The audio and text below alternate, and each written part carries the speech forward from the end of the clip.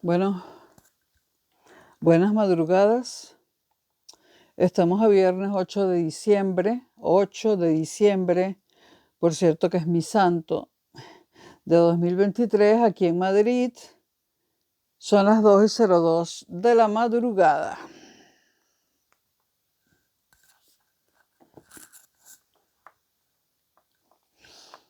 Y vamos a hablar en este quinto video de filosofía política de el nacionalismo. El nacionalismo es una ideología moderna que concibe la nación como sujeto de soberanía.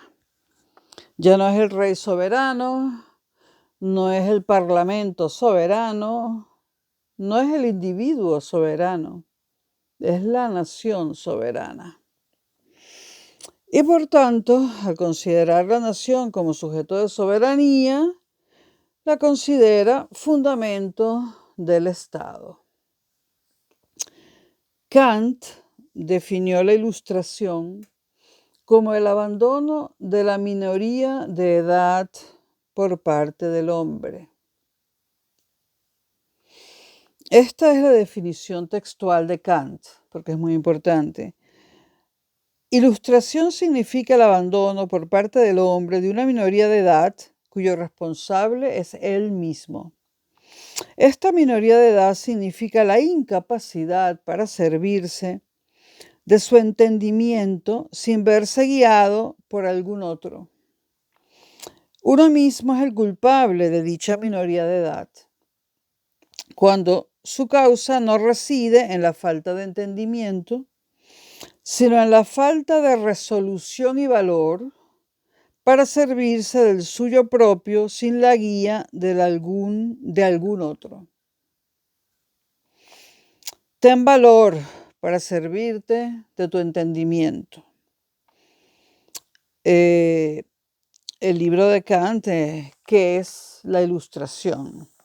Está en Alianza Editorial de bolsillo, como de costumbre, que son muy económicos. Bueno, entonces Kant, repito, definió la Ilustración como el abandono de la minoría de edad por parte del hombre. ¿Esto qué quiere decir? Que el sujeto, el individuo, puede tomar sus decisiones, no necesita que el Estado, en este caso porque estamos hablando de nacionalismo, o la nación le diga lo que tiene que hacer, lo guíe. El hombre debe ser su propio guía.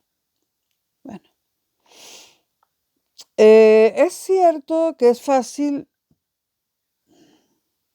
identificar al sujeto cuando es una persona, pero es difícil identificar y definir qué es la nación.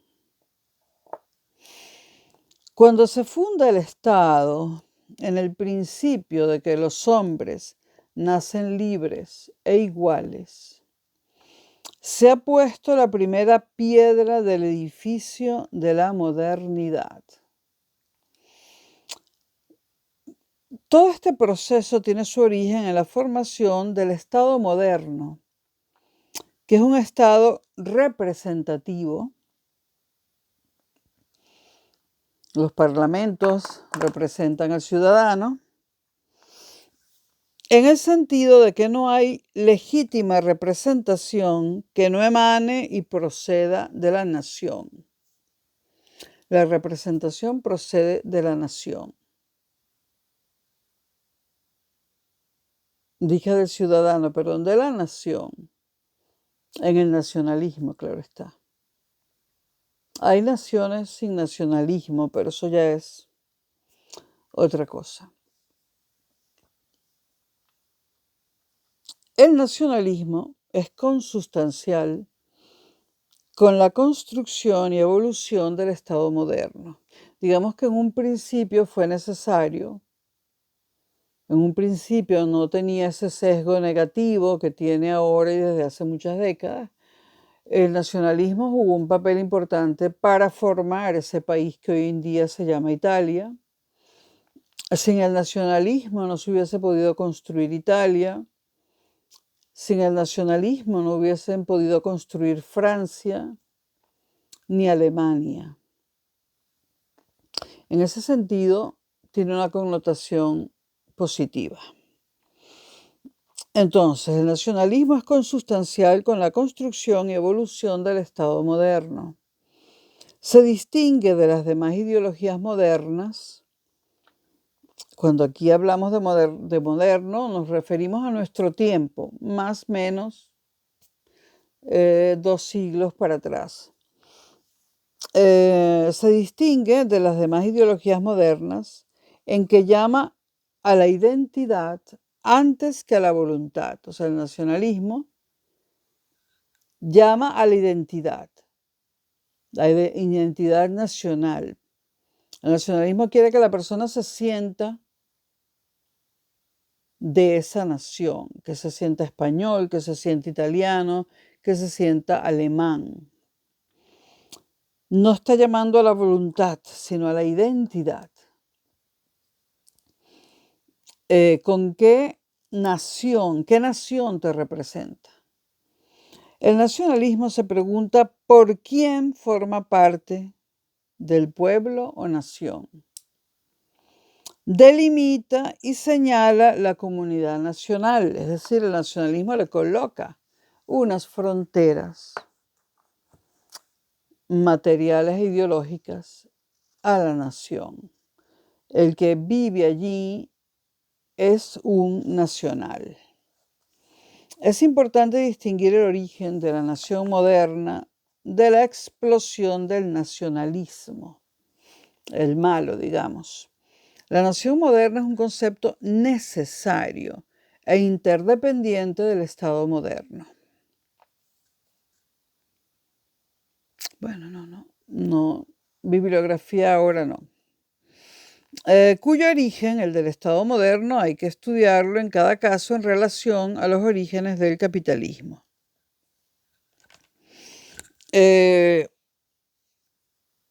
No hay un modelo general, pero sí hay un resultado u objetivo general compartido. A cada estado una nación, a cada nación un estado. Y esta frasecita es muy importante. Entonces, este es el principio general del nacionalismo, repito, a cada estado una nación, a cada nación un estado. En ese sentido, Israel es una nación, tiene un estado. Palestina es una nación sin estado. Por lo tanto, incluso podemos decir que ni nación es. Bueno, este es el principio general del nacionalismo. A cada estado una nación, a cada nación un estado. Es el nacionalismo quien crea la nación y no al revés. Porque una cosa es comprender los orígenes, los procesos históricos que han conducido a la formación de estados y naciones. Y otra cosa, el plebiscito diario que surge de la aceptación implícita o explícita de la nación por parte del conjunto de individuos vinculados a la misma. En el caso de Venezuela, por ejemplo, muchos, yo la primera, ya no nos consideramos venezolanos. Y eso da una idea de lo gravísima de la situación de ese país. En mi caso, yo tenía una nacionalidad alternativa, que es la española, ¿no? Pero cuando ya no te sientes parte de un país donde naciste, creciste, te enamoraste, estudiaste, formaste parte del mundo académico, de la política, cuando ya no te sientes parte, cuando ya ese país te es ajeno, hay un problema en ese país. Y un problema grave. Sobre todo cuando no te sientes identificado con el resto de los habitantes de ese país. eh, el plebiscito diario, o sea, día a día hay un plebiscito que no se convoca, que hace que la gente se sienta de ese país. Cuando eso desaparece, hay un problema. No hay necesidad de nacionalismo si los individuos son súbditos del rey, puesto que éste es el soberano y garantiza la unidad del Estado.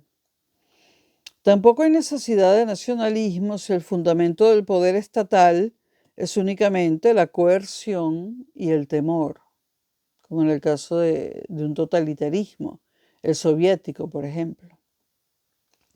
Pero solo que haya algo de consenso o legitimación civil del poder público, es decir, de reconocimiento mutuo entre gobernantes y gobernados. O sea, para que algo sea nación tiene que haber un reconocimiento mutuo de los gobernantes que reconocen a los gobernados y de los gobernados que reconocen a los gobernantes. Entonces, en ese reconocimiento mutuo aparece la semilla del nacionalismo. Y el Estado moderno es la construcción de un nosotros nacional, desde el sufragio censitario al sufragio universal y democrático. El nacionalismo es inmanente al Estado liberal. Es el nacionalismo rutinario de los estados nacionales establecidos.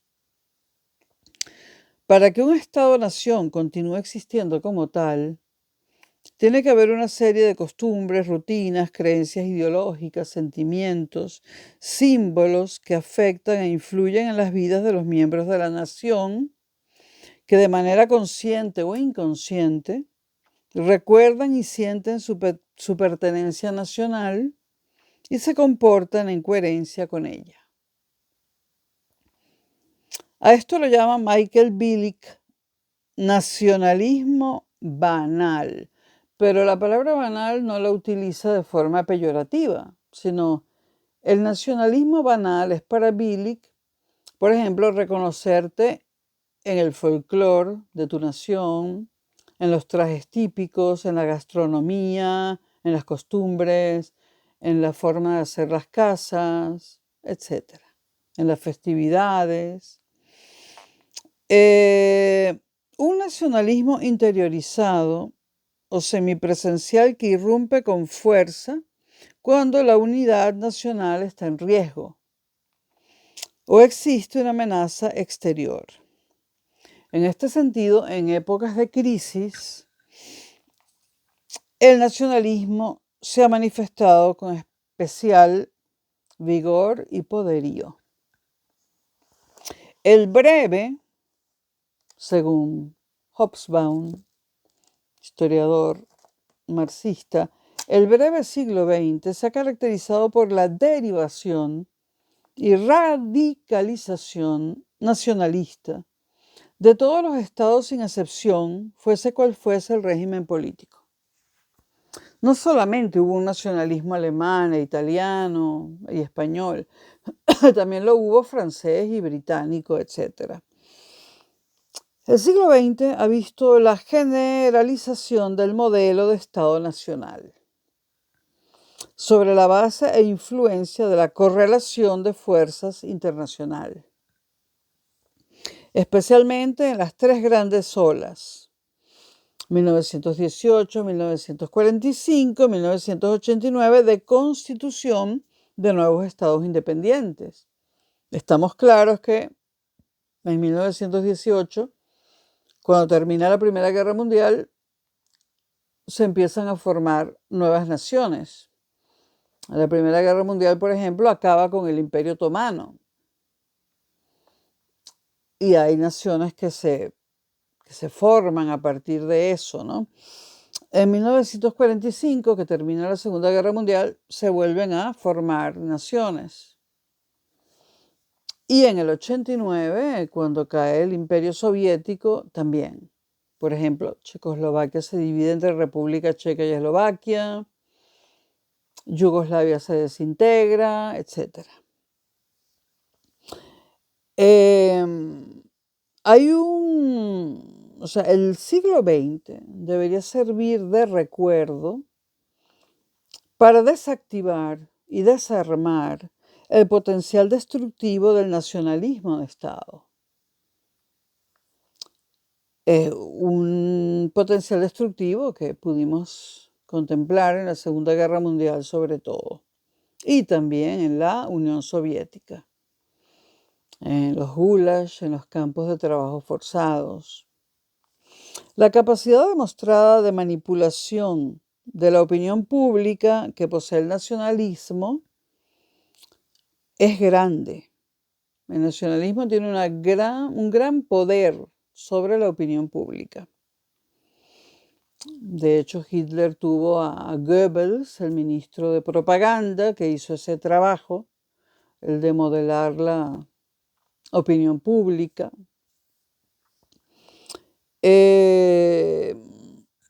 También se puede llamar al patriotismo, es otra forma de movilizar y modelar la opinión pública, ¿no?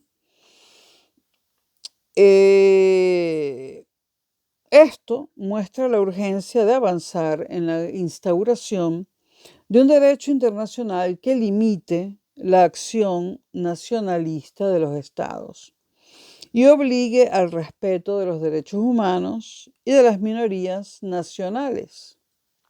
Y eso es lo que se está intentando desde hace varias décadas. Existe ya ese derecho internacional e instituciones derivadas de él. La dialéctica nacionalista en el espacio global de hoy en día puede conducir a una espiral de consecuencias fatales para la paz en el mundo. Lo vemos ahora, Ucrania, Hamas, Israel, etc.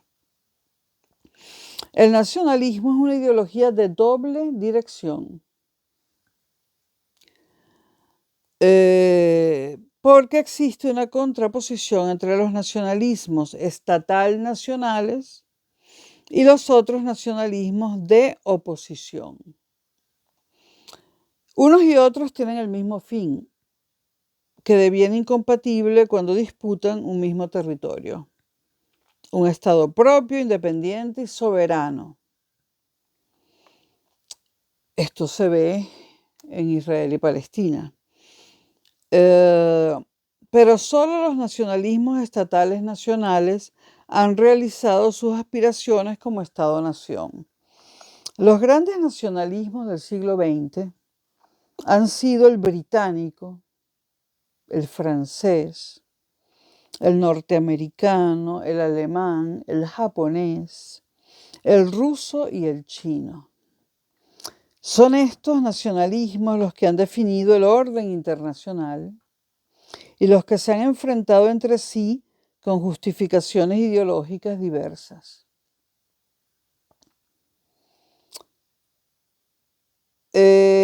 Benedict Anderson en Imaginate Communities, comunidades imaginadas o imaginarias, retrata la fuerza manipuladora del nacionalismo.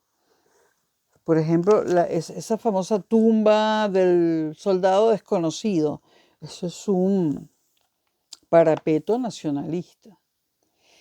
La nación ha sido un gran invento, especialmente para el Estado, porque ha permitido hablar de todos y de todas sin hablar de nadie. El nacionalismo no tiene un fundador universal o general, a diferencia de otras ideologías modernas como el liberalismo, el conservadurismo o el socialismo, que sí los tienen.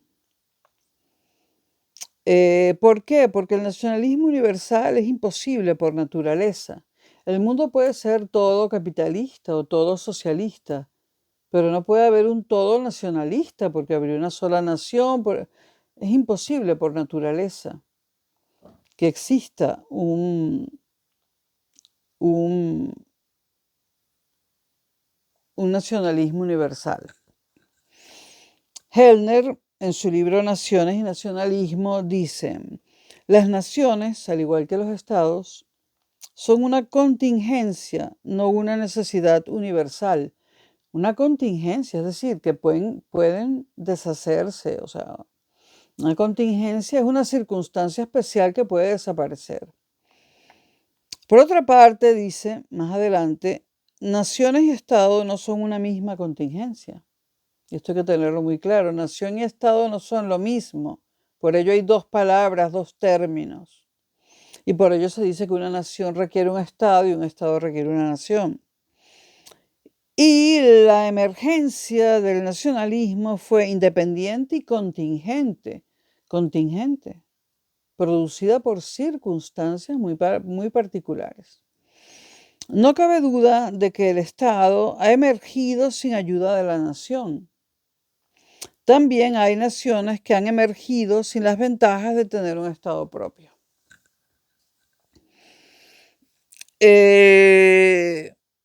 Puede decirse de las nacionalidades que están constituidas por la reunión de hombres atraídos por simpatías comunes. Podría. El sentimiento de la nacionalidad puede haber sido engendrado por diversas causas. Algunas veces es efecto de la identidad de raza y de origen. Frecuentemente contribuyen a hacerle nacer la comunidad de lengua, otras la de religión, etc. Y para este tema sería bueno leer a Stuart Mill en su libro del gobierno representativo. Una nación es, por tanto, una gran solidaridad construida por el sentimiento de los sacrificios hechos y por los que todavía se está dispuesto a hacer. Una nación presupone un pasado, pero en el presente se concreta en un hecho tangible, el consentimiento, el deseo claramente expresado de seguir viviendo en común.